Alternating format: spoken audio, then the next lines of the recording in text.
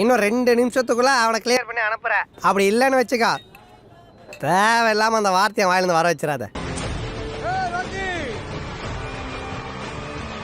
Cooking cooking cooking.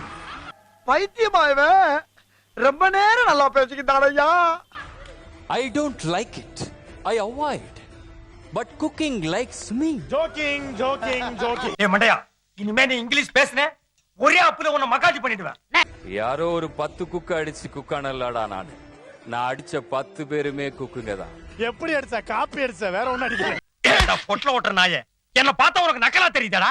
8 episode கஷ்டப்பட்டு சமைச்சாதான் எனக்கு ஒரு ஷெஃப் ஆஃப் த வீக் கிடைக்கும்.